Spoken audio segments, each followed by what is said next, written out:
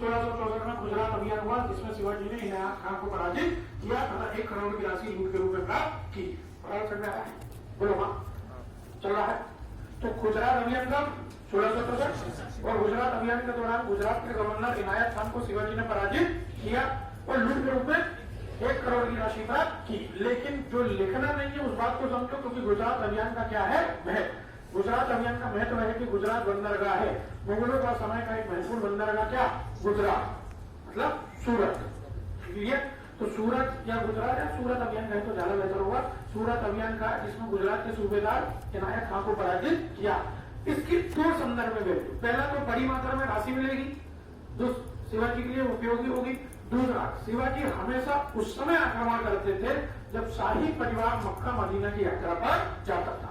अब ये लिखना नहीं है, शाही परिवार कहाँ जाता है, मक्का मदीना। तो इससे दोहरे लाभ क्या हो रहा है, दोहरे लाभ क्या हो रहा है, एक तो पैसा मिल रहा है, लूट की मात्रा में धन मिल रहा है, दूसरा ये बता रहे हैं वो कि मेरा उद्देश्य तुम्हारे ऊपर धार्मिक आक्रमण करना भी है। और धार्मिक आक्रमण का उद्देश्य क्या, ताकि हिंदू सब मुझे क्या मान ले, अपना राजा। थोड़ा बहुत समझ में आया? ये लिखना नहीं, लिखना केवल इतना कि 1664 में गुजरात अभियान हुआ, सूरत अभियान हुआ जिसमें गुजरात के सूबेदार इनायत खान को शिवाजी के द्वारा पराजित किया गया और लूट के रूप में 1 करोड़ रुपए की राशि प्राप्त हुई। 1 करोड़ छोटी राशि, बड़ी राशि, बड़ी राशि, बहुत बड़ी राशि। समझ में आ गया? और इस समय तो पता नहीं कितनी समझ में आ रहा है। बोलो हाँ। तो गुजरात अभियान की वैल्यू है कि नहीं है? किस संदर्भ में? दोनों संदर्भ, एक तो धार्मिक रूप से भी और आर्थिक रूप से भी। अब अगर मैं तुमसे कहूं तो ये स्पष्ट है, बोलो हाँ, क्या स्पष्ट है? मैं थोड़ी बोला तो बोलो हाँ, उठाऊंगा ना मैं, कोई बात थोड़ी जाऊंगा। बोलो हाँ। अब ये स्पष्ट है कि नहीं है कि औरंगजेब का सबसे बड़ा शत्रु कौन, शिवाजी। ये तो स्पष्ट है ना कि अब शिवाजी ने सूरत पर लूट भी की। तो इसका मतलब स्पष्ट है कि ये खुली चुनौती है किसको, औरंगजेब को। सूरत अभियान का उद्देश्य कोई साम्राज्य विस्तार नहीं, सूरत में कोई हिला किला नहीं, सूरत का एकमात्र उद्देश्य लूट। और एकदम से चुनौती किसको, औरंगजेब। और औरंगजेब कौन है, मुगल शासक, मुगल शासक, इस समय का भारत का शासक। बोलो हाँ। तो सही है कि गलत? तो तुरंत औरंगजेब ने शिवाजी के विरुद्ध भेजा किसको, जय सिंह को। ये सब महत्वपूर्ण है। 1665 समझ में आ रहा है? बढ़िया, तुम मिला रही हो, सही चल रहा हो, थोड़ा तुम मिलाते उसको पढ़ भी क्या करो। बोलो हाँ, चल रहा है नहीं, चल रहा है। कौन आ गया, जय सिंह। किसने भेजा, किसके लिए भेजा, जय सिंह वो व्यक्ति है जिन्होंने पीढ़ियों से मुगलों की सेवा की। यह है आमेर के कछवाहा राजपूत, भारत का पहला राजपूत जिसने अकबर की अधीनता स्वीकार करी। भगवान दास मानसिंह जय सिंह।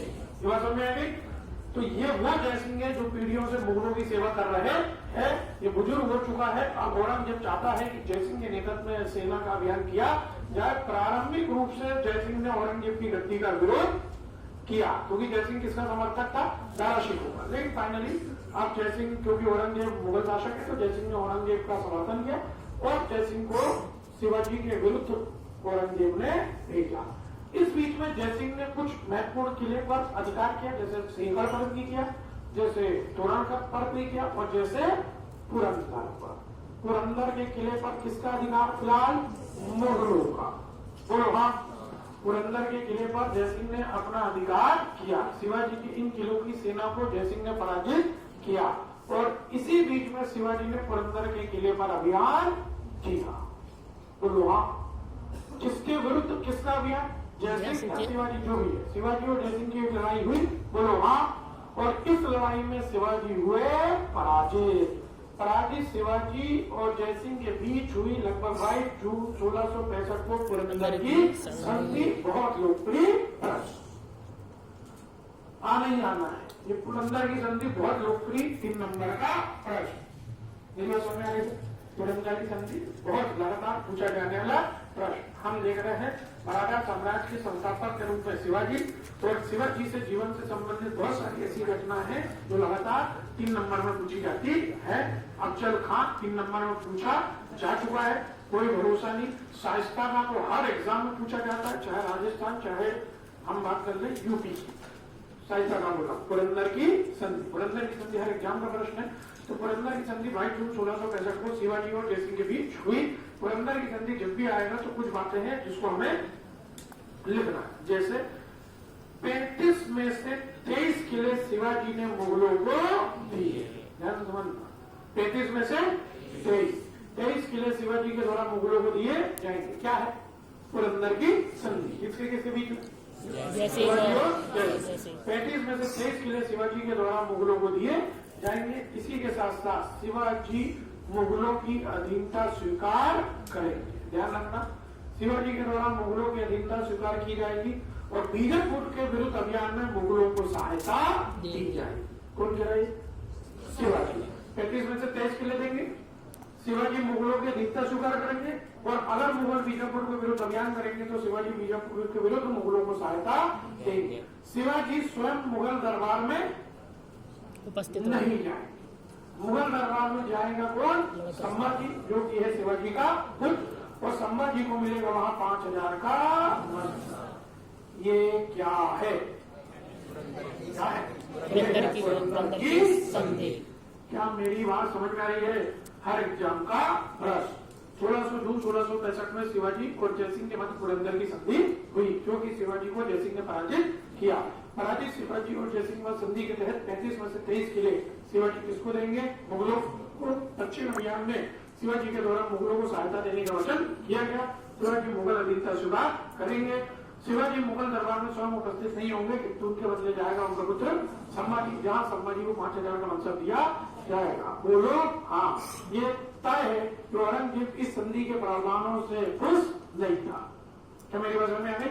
औरंगजेब का विशेष उद्देश्य ये था कि शिवाजी को गिरफ्तार करके लाया जाए, कम से कम शिवाजी को मुगल दरबार में उपस्थित होने को बाध्य किया जाए, क्योंकि लगभग ऐसा तय था कि आज हारा है, शिवाजी हारे हैं, इसलिए अधीनता स्वीकार करें। कल को क्या करें?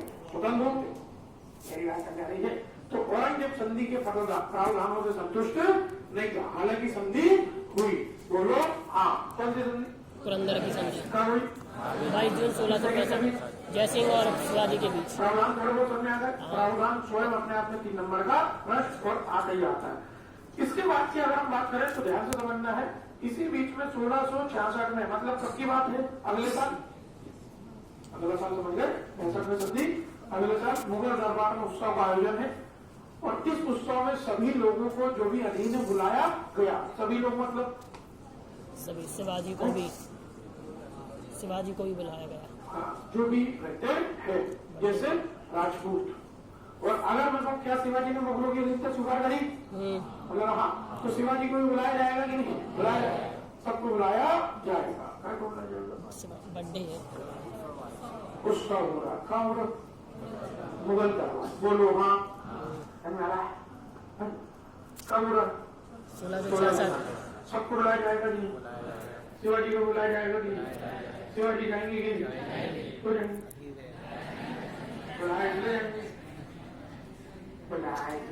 मुगलों की पार्टी है, विधायक पार्टी। मुगलों की पार्टी है बर्थडे पार्टी। शिवाजी जाएंगे। मुगलों की पार्टी में देश दुनिया का खाना आता है। शिवाजी जाएंगे। बोलो हाँ। शिवाजी जाएंगे कि नहीं? जाएंगे। बढ़िया कपड़े सिलवाएंगे कि नहीं? सिलवाएंगे। नहीं सुन रहे तो पानी दे रहे। शिवाजी बढ़िया कपड़े सिलवाएंगे कि नहीं? कौन से कपड़े? पार्टी वाले। शिवाजी कपड़े सिलवाएंगे राजाओं वाले, जो कौन पहनता है? राजा। क्योंकि वो मान रहे कि वो राजा, जैसे अन्य राजा वैसे मैं राजा। बोलो हाँ। अब शिवाजी जाएंगे कि नहीं? जाएंगे। तो शिवाजी आगरा गए। बोलो हाँ। शिवाजी जब आगरा गए तो उनके साथ जो व्यवहार हुआ वो अच्छा नहीं हुआ। बोलो हाँ। आजा राजा का कपड़ा तो पहन गए, लेकिन वहां राजाओं वाला व्यवहार नहीं हुआ, राजा अलग रह रहे